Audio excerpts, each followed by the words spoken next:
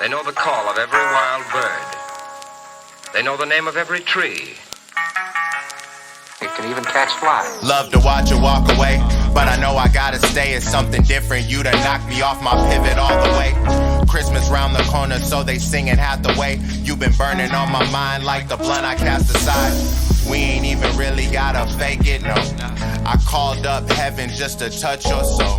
Half angel, half demon when I play my role. Quiet is kept, my world is a mess. I need you at best. Time, need to reflect, grind. Coffee late into the night, cause your loving make me fly. I don't know how, I don't know why, but you linger through my mind. Can't step out of line, can't lose you one more time. Hope you're listening, need to see that face so I feel good again. Put a bow on it, you a present gift. Long black hair, she Maleficent, magnificent, full of magic innocence. Baby, when the fuck you gon' let me in?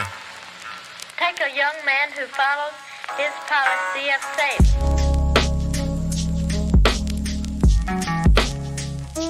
This is Unsigned Hype. The song you just heard is called Maleficent Interlude by Danny Merritt, who's joining me from California today. It's an absolute pleasure to welcome you to the show. Danny, why is Maleficent Interlude the song that you would play for someone that has never heard your music before? I feel like finally when I made Maleficent Interlude, I feel like I had finally tapped into my sound. You know, as an artist, it takes forever to like find your sound. You know, you go through so many beats, so many cadences in your voices, and you try so many different things out. But I feel like when I finally made Maleficent Interlude, I felt like I was like, wow, you know, this sounds like it's Danny. This sounds like this is the product that I would want to display to the world. You know, even if people like it or they don't like it, I felt like it was the most me. And I think that's why that would be the song that I would show anyone first. You know, talking about finding your sound, you know, this is something that I talk to a lot of artists about. It's always a thing that artists describe, you know, the journey there, you know, of finally being like, this is me. Are there things that looking back you could pinpoint where you say these are the elements that made you identify your sound? Like how do you come to that realization? I always feel like when you're an artist, and, you know, it probably even outbranches through music and other sources, but I feel like it's the doing. I feel like me throwing myself at open mic nights and doing shows early got me really comfortable with finding out who I was and what I liked and what I didn't. And then, you know, sometimes I even look at other artists and, you know, you're like, I really love their sound, but I want to make sure that I'm not copying their sound. I want to make sure that, you know, I'm not absorbing anything too much, that I stay a fan. So I think really it's by doing, recording a lot. Recording a lot is a big thing that I tell anybody that's coming up or anybody that's even still been in the game. Record as much as you can possible, because I feel like that's how you really find out who you are as an artist, because you explore what you don't like about your voice, what you want to change about your voice. You even explore what type of beats you like and what things sound more similar to you. But definitely by doing is even by failing, you find out so much about the process and the journey. Maleficent Interlude is so interesting to me that you picked that one, because, you know, it is to this day your most successful song in terms of numbers. You know, I think it sits at like almost 100,000 streams on Spotify. It outdid most of your songs. What's your explanation for that? So there's a lot of people have heard about it. Obviously, it's a gaming channel called Twitch. So Twitch is a very popular channel that people stream off of, and people were using popular artist music to you know, have as the backdrop to most of their videos. Well, when that whole thing happened with social media and the DMCA and the copyrights to people's music fell through, and you weren't allowed to use it on the streaming channel anymore, I was able to capitalize on that. So I had a streamer who was very popular, had over 1 million followers.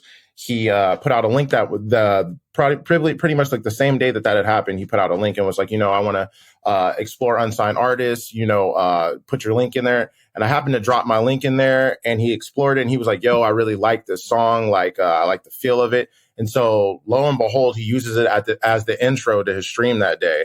Oh, and wow. Then he puts it on his playlist, and then it kind of caught wildfire from there. It went crazy. And it's crazy too, because we shot the video and everything way before that had even happened. And so it literally kind of blew up like way after that had even happened. And then the song is still even bigger than the music video, which is crazy. So, but yeah, so it kind of caught viral from there. And then I noticed when I would perform at places that People really loved it. The reception, you know, it's a love song, and I think it's kind of like an ode to chasing somebody that you're really into. So I think it just resonates and people really relate with it. And that's the kind of lane that I kind of sit with, you know, sometimes is the things that are relatable to me, you know, heartbreak or falling in love. And I think those are the pockets that I really fall into. So when I make a song of that caliber, I think it really hits and it resonates with people. So I think that's why it kind of became my biggest success to date. Did you ever have more contact to that streamer? Like, did you ever talk to him about his decision of including that song? So he's really big. He's kind of hard to get a hold of. But when I did talk to him, he was saying that he liked that it was different because it's kind of just a lo-fi beat. You know, I got it from a producer not too long ago and I had it sitting in my file. And what's crazy about the song, this is like a message to artists out there. I had nothing written when I went to the studio that day. Nothing. I had that beat sitting there and I had already paid my engineer at the time. And so I paid for the studio time. So I was like, all right, you know what? I'm just going to show up and we'll see what happens.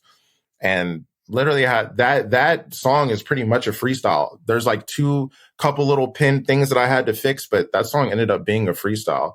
And, you know, that song to me is magic. That's the best way that I could put it. The things that have happened with that song are just so intricate and it was not planned at all. Do you go back to that day and that feeling and try to identify like how you were feeling that day, or like, I don't know, what things you were doing to kind of recreate that moment? You know, I literally try to embody that feeling all the time and try to realize like, what was I doing? And like, where was I going at that point and at that moment? And honestly, I've heard this from a lot of the people that I look up to, and I've experienced it now within my own journey. The more you stop paying attention to everything around you and you just put your all into your art and you're just creating, because when I did Maleficent Interlude, I was in and out the studio.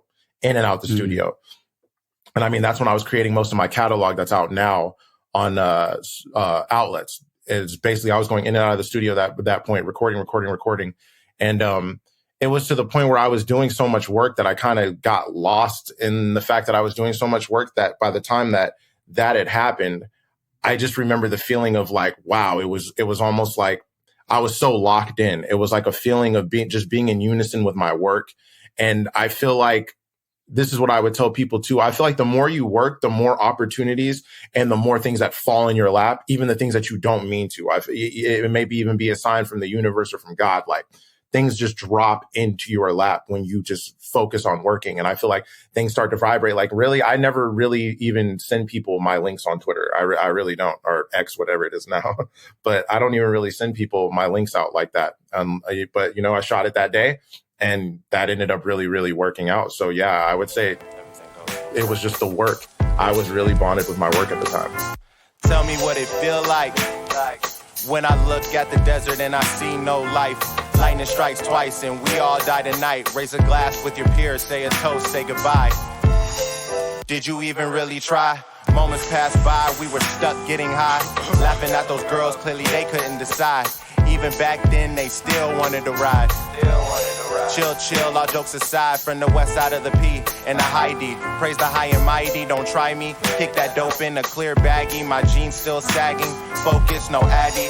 All I used to care about was baddies and dodging penitentiary. Police is not a friend to me. Every now and then, take a little sip of Hennessy. Know some real ones you would not want to pretend to be. And these are just feelings, one child with some guidance, mama teaching. I appreciate the preaching. I appreciate the preaching. And these are just feelings, one child with some guidance, mama teaching. I appreciate the preaching. I appreciate the preaching. I'm sure I'm just a little bit jaded. Months overrated and totally outdated. Been in one space, can't read between the lines. So the freedom that I'll seek is something that I'll never find. Well, I've been there when the lights dim. Show forever over, I ain't crying cause I'm light-skinned. Mama didn't raise no punk, not the son of a chunk. Or like my uncle with the hand on his pump, just to do it for fun. You could give him his lunch. Just to do it for fun, you could give him his lunch. And these are just feelings, one child with some guidance, mama teaching. I appreciate the preaching. I appreciate the preaching. And these are just feelings. feelings. One child with some got his mama teaching.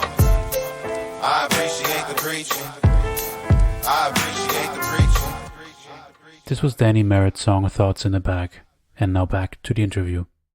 Yeah, and I can imagine so many things happened, since you started on this journey as an artist. I always go back to that first song, which for you was, Thoughts in the Bag. I think at least like the first song that you put out. I would say what's crazy is that I've been making music for a really long time. I put out a lot of stuff on the internet that's probably gotten lost or is just invisible now. And it's just, so what's crazy about Thoughts in a Bag is Thoughts in a Bag was really me. That was the first time I had decided, like, I'm going to put money into myself. I was like, at first I was just like, I was a bedroom rapper the whole time. I was just like, I'm going to hop on my computer. I'm going to rap with no microphone or a bad microphone and just put it out on SoundCloud and put it out on these things. Thoughts in a Bag. I put out the rough record on SoundCloud. And then I was like, my buddy was just begging me. He's like, man, you got to add a second verse to it. You got to add a second verse. So I was like, all right. So I'll make it a song and I'll add a second verse to it. And then, yeah, that kind of like was my first song where I was like, I'm going to start taking it actually seriously, putting money in behind myself and pushing songs. And that song it's a hometown favorite. A lot of people in my hometown love Thoughts in a Bag. That's what I'll say about that song. A lot of people love that song in my hometown. And when you say investing and putting money behind it, can you describe what that means in detail? Really, I bought another computer, which was, a $1,200 investment that I had to make. And, I had to save up for that. I had a really bad mic forever, which thank God I had somebody that was able to mix and master my EP Above the Weather, because that was the last time that I really recorded on the microphone that I had at the time, which is the microphone that I had been recording on since I was like 19, 20. So it was kind of like a whatever mic. Then I ended up getting a new microphone, which I will tell anybody here, if you are recording and you are having a problem, things aren't working out or things seem weird and you're like, man, my vocals aren't the way that they want to be. And obviously, shout out to all the engineers around the world. That's who really perfects your sound. But you in your bedroom or recording wherever your vocals, it's literally your microphone. That was my biggest problem the whole time that I was recording. It was my microphone. And once I got a new microphone, it literally enhanced everything. But yeah, definitely computer. And you don't have to have the highest stuff at first. You know what I mean? You don't have to have, a crazy microphone. You don't have to have a crazy computer or anything. This is just because I've been doing this for a while. So I finally invested in myself, but have an okay computer, have a decent mic, but have a better mic if you can have that out of anything. A lot of people use interfaces and different things like that. So, but yeah, whatever you have to do to perfect your sound, because I still work with other people and other engineers so we can come together and then perfect the sound. But if you end up doing it yourself or any of those other things, yeah, just utilize. And I would say do it early when you can, especially if you have a 9-to-5, like invest in yourself, spend it on the side, save up and just invest in yourself and you'll watch your sound go leaps and bounds. It really does work.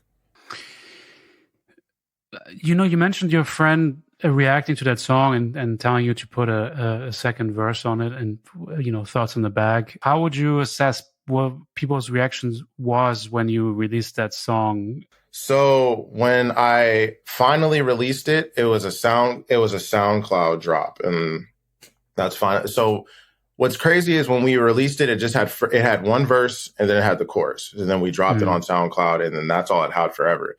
And then it got like 700 plays. So I was like, oh man, that's crazy. So I was like, maybe we should just add another verse onto it.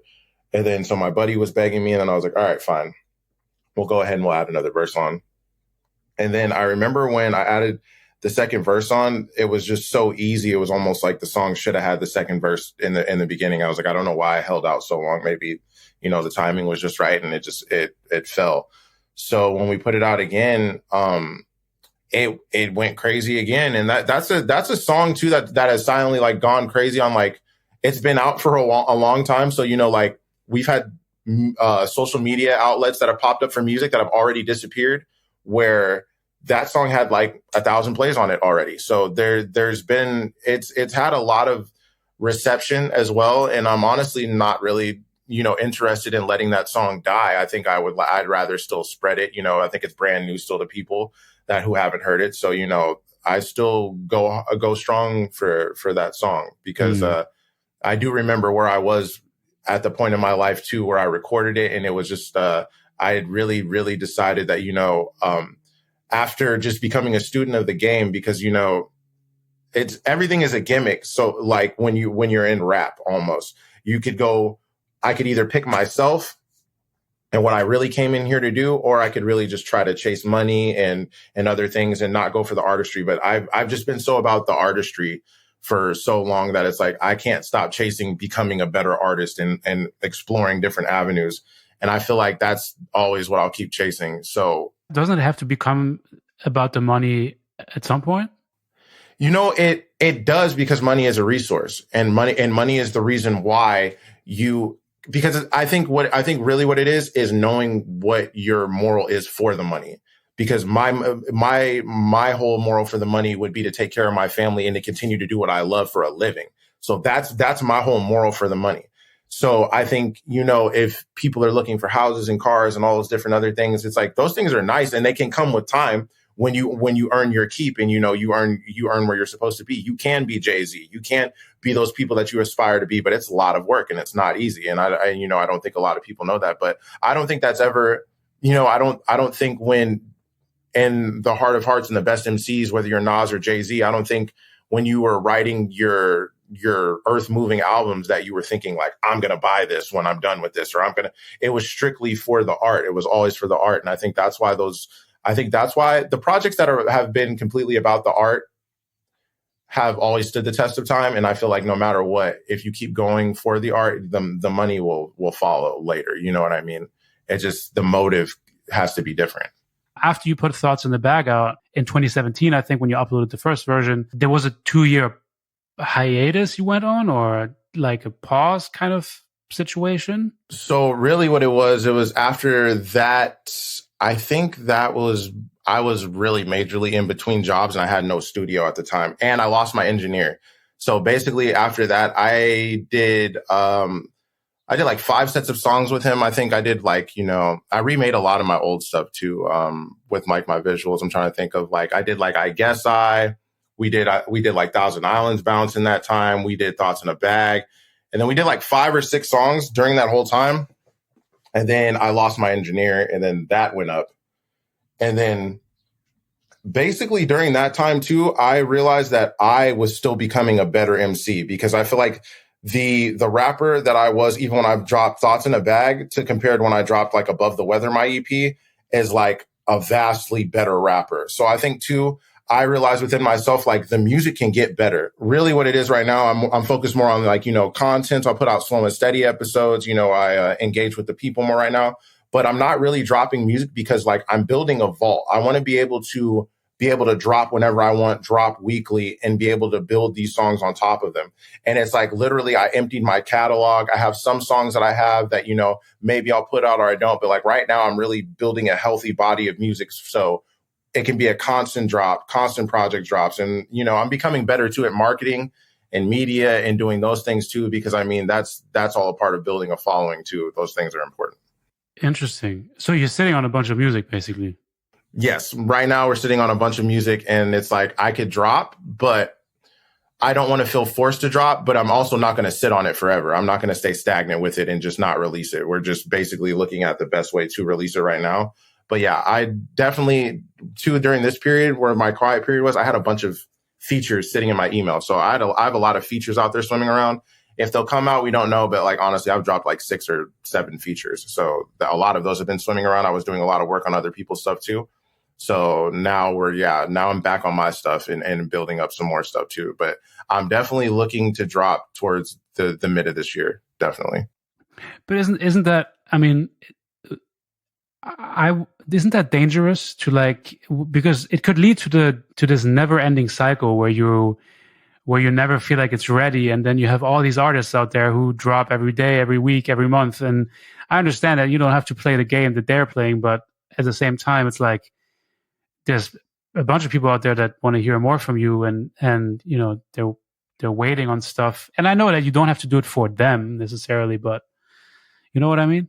But I do it for the people that are waiting, that are anticipating, and that are dropping. And that's why I do more things like content and putting out slow and steady episodes. But it's dangerous. But at the same time, though, you see it every day. It's a mass consumption of music that's coming out every single day. You know what I mean? Like, I could literally put out a 5-star album tomorrow and 3, 4, 5, maybe 6 people could hear it. And at the same time, it's like, it's also knowing too, like, I know now being older as well, like in my journey, my music is not for everybody. It's not going to be this spark of where it's going to reach these different things, and certain songs will, but my demographic it's going to be a selective, where it's going to be a following that actually really moves with me, who's garnered towards the music that I'm putting out. And the reason why we're building the vault is not to say like, oh, we're never going to drop anything, we're going to stay stagnant, but it's so that I can continue to drop, because I don't want these segments where it happens, where it breaks. Like, well, 1, 2, I really learned, and that's why I switched the focus, is right now everything is very content heavy. Everything is very face value. People want to be in your face right now. Like, I mean, music videos have now turned into content clips. I mean, people don't really even do music videos anymore. Now everything is a 30-second clip, and people cycle them in a week, and, you know, things get drawn out. So it's like, I focused a little bit on that, but it's to the point where it's like, and I think I take some things from, you know, from people who are independent and people like that. You know, Russ is a big example.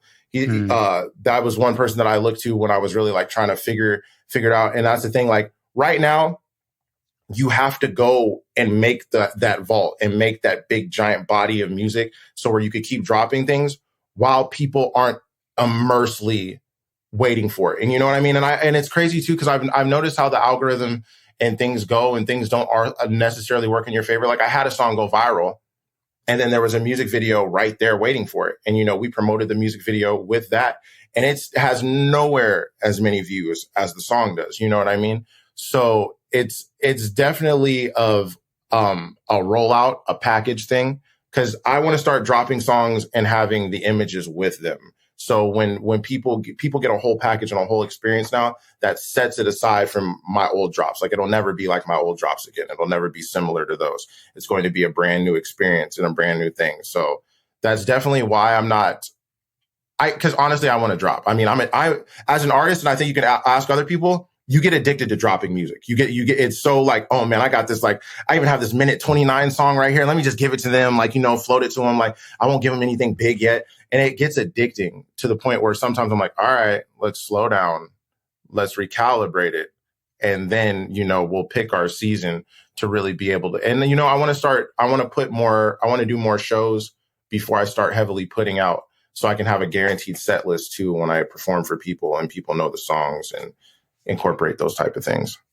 But how many songs does your vault need to have for you to feel like, now it's ready? I have like this constant stream of music ready. And how do you get to that moment where you decide to finally drop?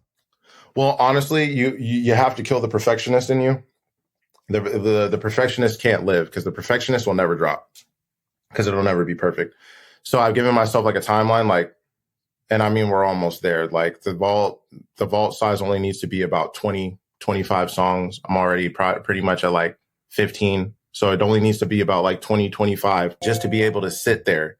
So then I can go ahead and we can proceed and keep dropping, because I would do this thing. And this was my pet peeve about myself as an artist. I was really bad at this. I would literally write a song, record it, mix and master it, drop it, boom, drop it. And I was just like, is that good necessarily though? You know, because then I felt like I was rushing my drops all the time. And then so I was like, you know, maybe if I take time with it and then redo the formula the same way, but in a better way, I think that it can have a better result. And you will drop these 25 songs, like one song a month for 25 months, or one song a week for 25 weeks? Or I think I'll open with an EP. I think we'll open it with the EP with like 5 or 6 songs.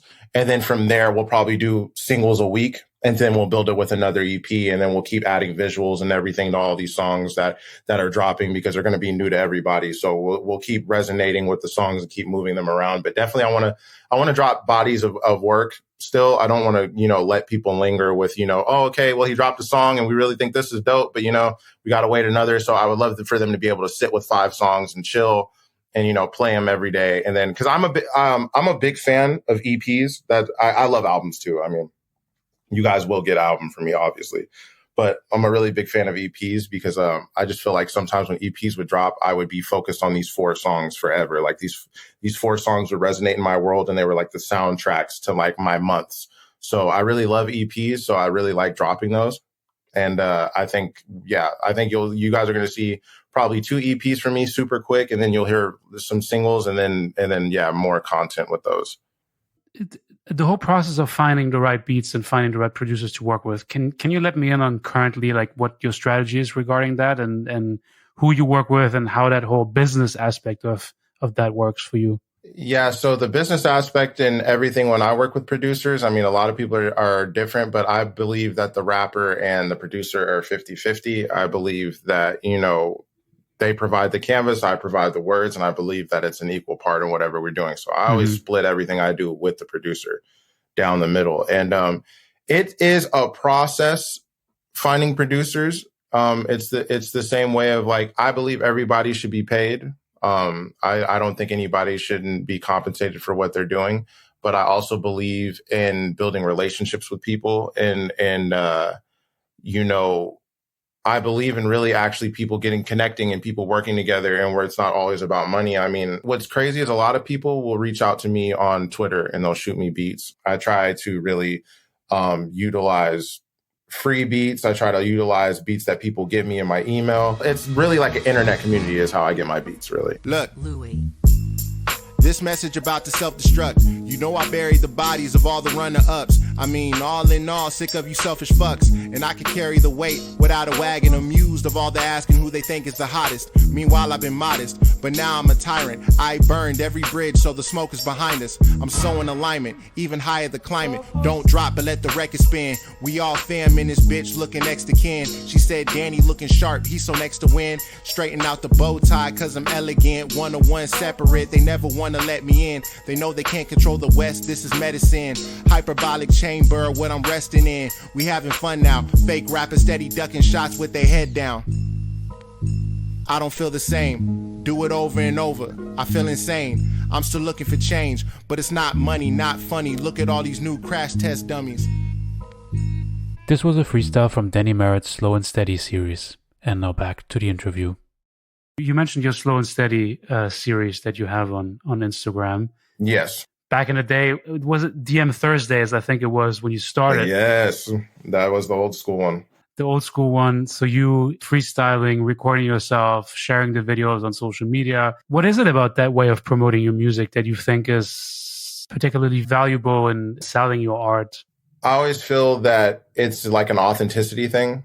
Obviously I've kind of like upgraded the way that I've done it over time. Now I use visuals, or, I'll record myself and actually edit the video and put the freestyle basically on there, like actually record it. But honestly, it was just the authenticity of it. People actually saying like, yo, I just wrote this freestyle. I'm going to record it right in front of you guys. You guys see me do it. So you guys know like how authentic it is. And then you get to see my writing process, and you get to see like how I, design my cadence for the song. Like if I want my voice heavier, if I want more air intake on this part. So I thought it was really cool to like connect with people. And I think it was just really dope because it's a really cool way to engage with your fans. I had people who would tap in the comments and they would tell me, I think you should get on this beat. I had people sending me DMs like, man, please don't stop. Like I wait for Thursdays. Like, yo, you got to keep like putting these up. And I only stopped DM Thursdays just because we were putting out a project, and that's when we put out the Ghost EP. So that was the only reason why I had stopped that.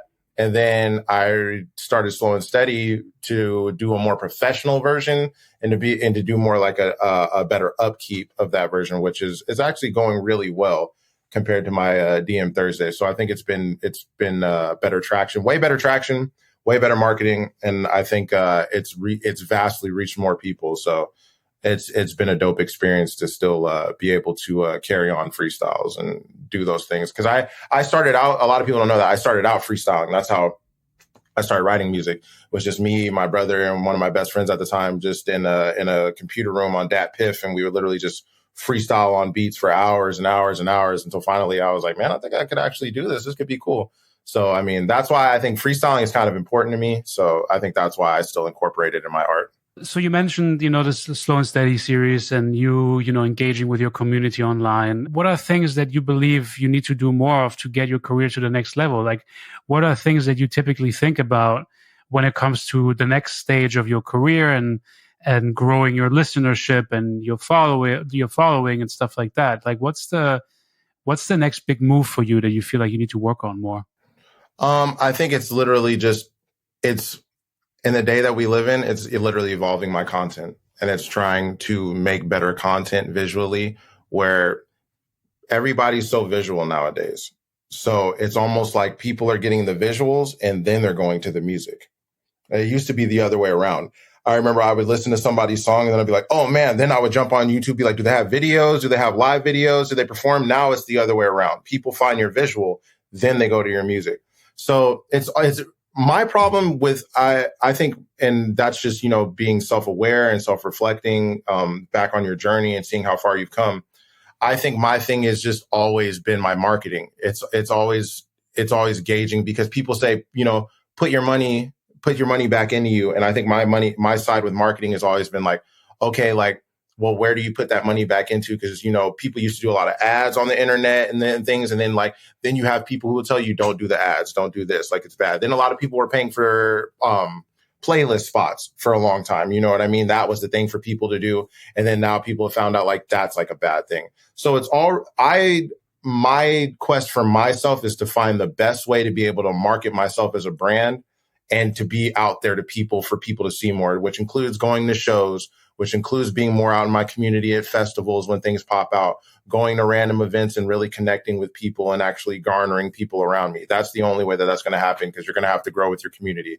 But definitely it starts with just the social media marketing. That's basically where it stands out at this point. You know, my numbers do well on TikTok. You know, I'm still on Instagram prevalently. X for me, it's never really been and what's crazy is the fact that Maleficent Interlude blew up because I put the link on there, but that site in itself has never been really a factor for my music. It's like I've never really garnered more fans from there. I've never really people had interact or engage with the music, not even to tell me that it sucks. Like, I would have even appreciated that more. You know what I mean? Like, they literally don't engage on there. It's just like impressions. They'll click or click out and keep doing it. So It's really just collecting all the data, finding out what works, finding out what doesn't work, finding out where to put the money, where not to put the money, and how to actually make it appeal to people and resonate my message overall with people. And that is my whole reason of how I know of what has to get better with my career. It's definitely just my marketing. And do you feel like you have all the resources available to figure this out? Like, do you have someone that you talk to about this, or no? Honestly, it's literally the internet, and that's why I preach to myself daily that I have to connect with more people and I have to connect with more alike minds, because the more and more that I connect with people and the more you build a community, you can't do it on your own. And I think that's a predominantly big thing about my career, is that I've been doing a lot of this by myself. I've been doing this a lot on my own. I've been doing this a lot with just my money. Honestly, it was not a choice. It's because, you know, it's not like I meet like a gang of people and then, you know, bridges have been burned or these crazy things have happened. Like, it's just the community has not been there. You know, I've met tons of people, you know, let's link up, you know, exchange emails. Things never happen. I'll email them, you know, you never get back to them, and things happen. Life happens. Things go crazy. But I think, I think my career has been where it's at and could have gone farther than where I'm pushing it now if I had a team behind me. But I do know that there are necessary ways for me to be able to do it by myself now. But before, I didn't really know how to do that. But it takes a lot of work. It's not easy. Yeah, aren't there like creative hubs in any city that you could just join and connect and freestyle with people and record tracks with other artists and connect with producers in real life and stuff like that? Definitely, and that's what I try to do. But that's why I think I preach so much. Like, I want to connect with people more in person. See, I live outside of LA, so I live like probably like 45 minutes to like an hour outside of LA. So with my 9 to 5 and everything else, it's like I'm going to really have to get out there after work or like on the weekends to be able to connect with people and actually really, really build relationships, because that's the only way that I'm really going to garner anything. Because in my town, there's no scene of music. It's completely dry and dead. There's no scene in music. People, I mean, you'll have, I mean, when I'm talking like, it's like the most emptiest of like open mic nights, which isn't a big deal, but it's like, Is it's it not Riverside? even. Oh, where I live is Palmdale, California. So it's like, it's like it's like the Antelope Valley a little bit. It's LA County, but it's outside of LA. So where I'm at right there, it's like, it's a bigger city. Like it's getting bigger now, but it's like, culture wise and art wise, it's not really on the rise with that at all. You know, there's not really we have a performing arts center where nobody really performs arts. You know what I mean? It's literally like one of those places. Like we have a building where people could go and perform, and where we used to like when I grew up out here, a lot of bands would play there, and I used to go there and I would watch them perform. And it's like, you know, that's closed down, so it's not really any place to rap. And if I do, it's in like a random bar on the outskirts of town, which is like sketch. And then it's like, does anybody even really listen to hip hop in here? So it's like one of those random things. So it's like, it's also on my behalf to make it a mission where it's like, I have to be coherent in my mind and have the wherewithal to know that I have to get out there and build community among myself.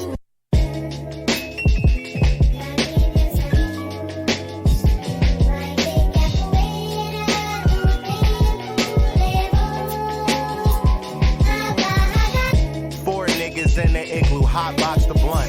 Mom been spinning, is you with me? You ain't got a front. She make a V and place me between her thighs. All my life begin to melt. All these things I ever felt. Trying to put it on her belt. Put the weed out on the scale. Points on, dig the smell. It be fire like that hell that we was raised in.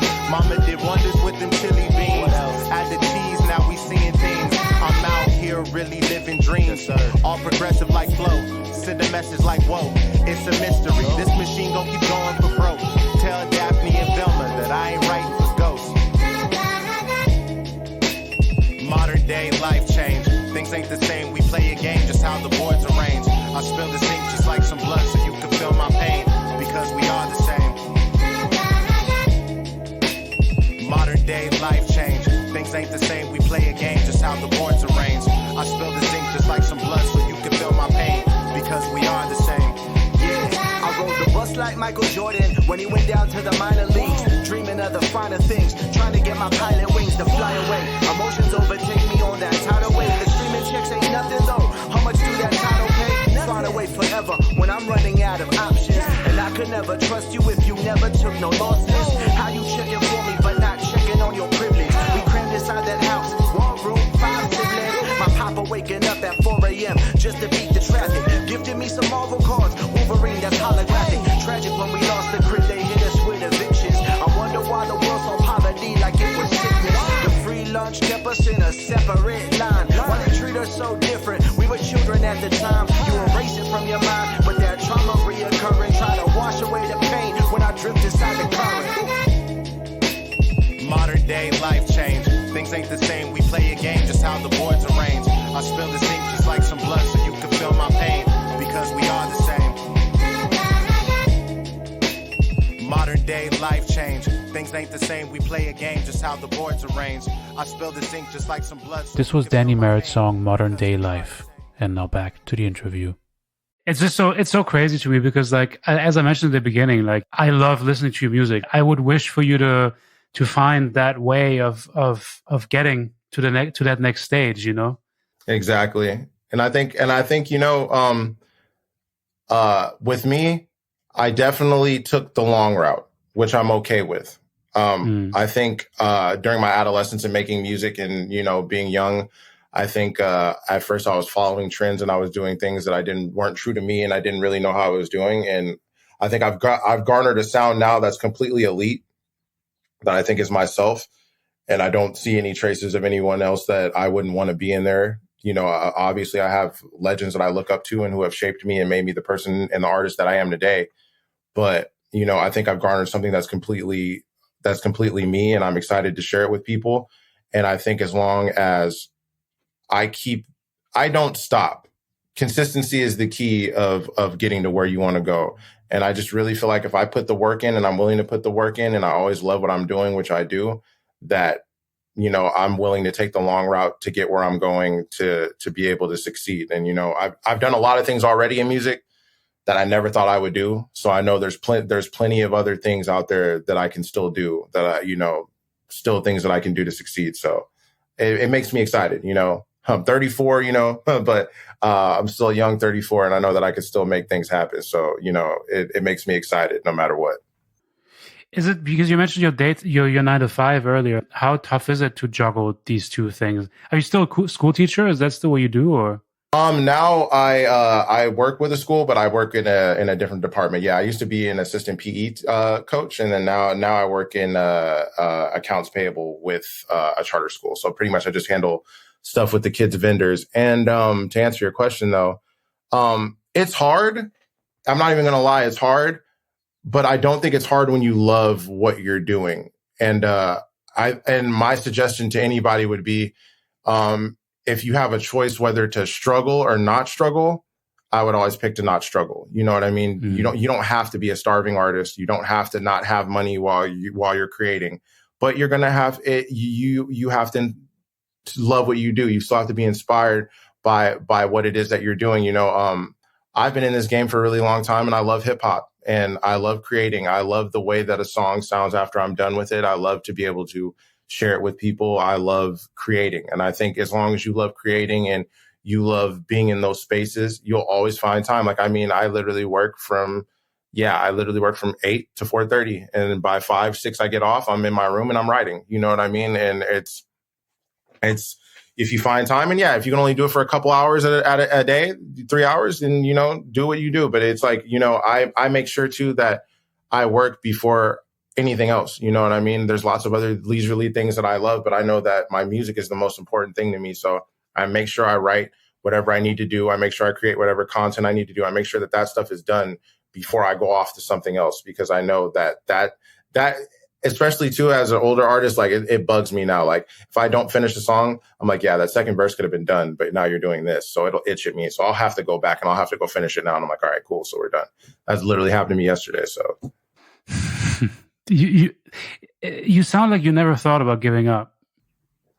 Honestly, I've had a lot of random things happen in this journey. Honestly, if I stayed consistent when I was 19, I'd be in a different spot. But family went through hardships. House foreclosed. I was living with friends. I was couch surfing at the time, so I wasn't rapping. I didn't start really seriously rapping again until I was probably 24, 25, and then didn't take it seriously until Thoughts in a Bag came out. So literally what it was is I've realized too, when hardships come, the first thing to go is your art. And that's what I would encourage people is when you're going through things in your life and you're going through hardships and things suck, it's hard to focus on things, but it's going to be hard to focus on things even when you're not going through hardships. So that's one thing that I've really tried to teach myself as I've gotten older is the art shouldn't suffer just because I'm going through certain things and because things are happening around my life. And I think once I learned that and learned, when you're going through things, put that in the music. That's what it's supposed to be there for. If you're going through stuff's not going your way, put it in the music. And I think once I really that stuck in my brain, I was like, I think, I don't ever feel like giving up. And I think truly when you love something, you don't feel like giving up. And then my thing too is that okay, I give up. What else am I going to do? You know what I mean? That's my biggest point to anybody who has a dream. Yeah, give up. So what else are you going to do? I'm going to go find another dream. Might as well just keep focusing on this one, and I realized it's wow, I'm a so much better rapper than I was back then, that I'm so appreciative that I didn't leave and that I did stick with it. And that I realized that, all those freestyle verses and all those things, they're for a reason. And all these things that I have done in the past, they come back to make me realize, okay, this is why I'm doing this. So yeah, I think at this point, giving up's not an option. Is it the lack of consistency in the end that prevented you from getting to another place faster? Of course. I think the lack of consistency, I think being consistent will always be the key to your journey. And there's going to be certain, and honestly, there's a point in time too, you have to the journey is not one size fits all. I literally have rappers that I know, that I've connected with on the internet, that I've done shows with forever. They have been some of the most consistent people through the years that I've known them. And, they've got 5,000 followers or they have 6,000 followers on Instagram, but they're still right in the same game with me. we're still doing shows. We're still doing freestyles. We're still creating content. They've put all their money back in their business. So it's like, they're not even, they're not seeing this, big payoff, or they're not seeing anything because they've put all their money back into their craft or their booking companies or whatever they're doing. So I would say, yes, consistency is key, but also don't get thrown off when consistency isn't quote unquote working, or you don't see things moving, or you don't have any movement, because everybody's journey is different, and the journey is one size fits all. You know what I mean? You see people solely get on who have never done a show before via the internet. Then you see people who get on who have only done shows and they've never had music videos. Then you get people like me who have had viral moments. I've done a lot of shows, I've done a lot of things, and then you have random things happen. And also too, the pride. I had an Instagram. My Instagram had more followers than it did now, so it had way more exposure than it was now. But I wanted to garner more real fans. I didn't want people from high school following me. I didn't want random people that I had known in my past following me who weren't about the music. And that's why now when you go to my Instagram, it's 480 followers, because I was like, I want to see who's actually just here for the music. Like, who's here actually just looking for my content. And that's what it ended up being. And that's kind of like what I had 2,000 something followers before that. And that's what I kind of wanted to pinpoint, is like, what's real and what's not. And it's like, that may look like low numbers to other people, but if you have 500 dedicated people in your fan base that are constantly following you and looking to buy your records and buy your merch, and when you drop, that's a whole community in itself. And that's all you need. You don't need 1 million people. You only need a dedicated few who really mess with your craft and really garner towards you. And that's how you build a fan base. So does that mean, did you have an account with 2,000 plus followers and you deleted that account to create a new one? Yes, that's why I was saying it was a prideful. I love the idea. Yeah, sometimes I look back and I'm like, I think it was a prideful move on my side, maybe because visually it would have looked good. Like, now I would have had like 3,000 followers or whatever, and so when people go to my page, it would have looked nice. It would have looked good. You know what I mean?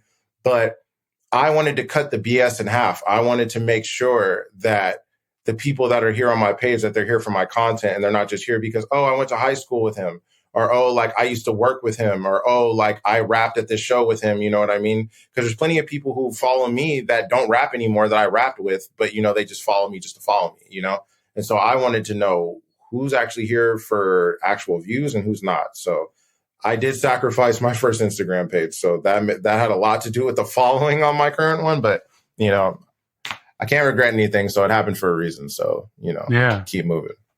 What do you do this all for? Honestly, I do it for little me.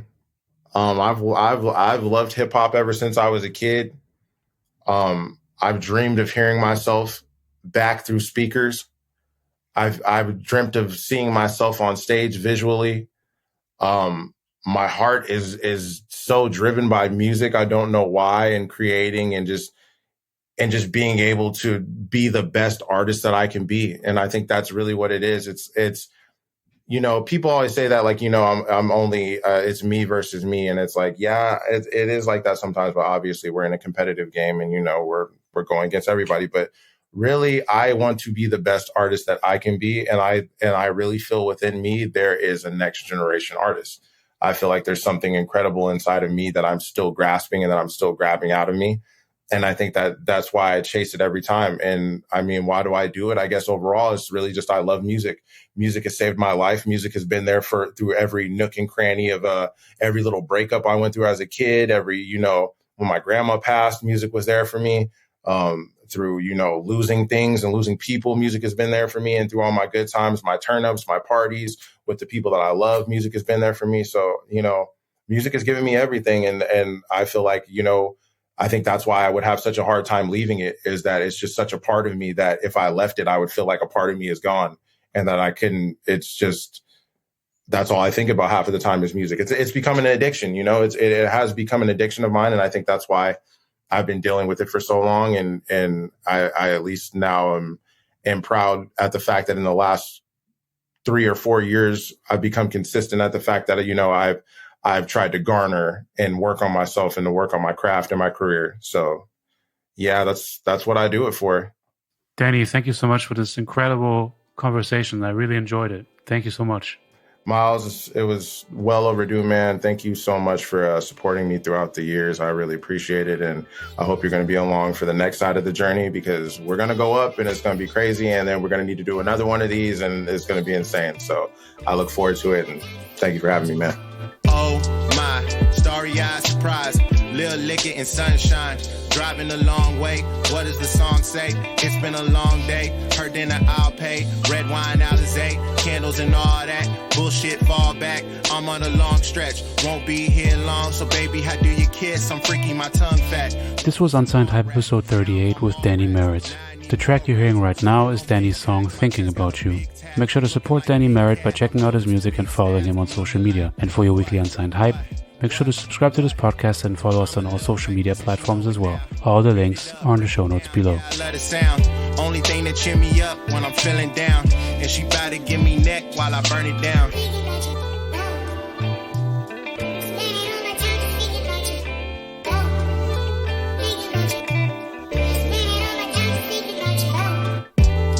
And if she called, I'ma call back. We could have a conversation not involving rap. I could watch you drink coffee, lips stain the glass. How you make a nigga horny just doing that incognito. I am for the people, but when it comes to you, that pussy is lethal. And I'ma be a fiend if she repo, checking if she home through the keyhole. Look, no disrespect, I'm trying to manifest a version where you say yes and come on about your dress. I'm flexing my intellect, somehow it leads to sex. Shit get iffy, I'm thinking about her breasts and thighs. I feel alive, a rush, it's such a high. I'm falling out of the sky, no parachute, I could die. And why would I ever wanna leave? Always wear my heart on my sleeve.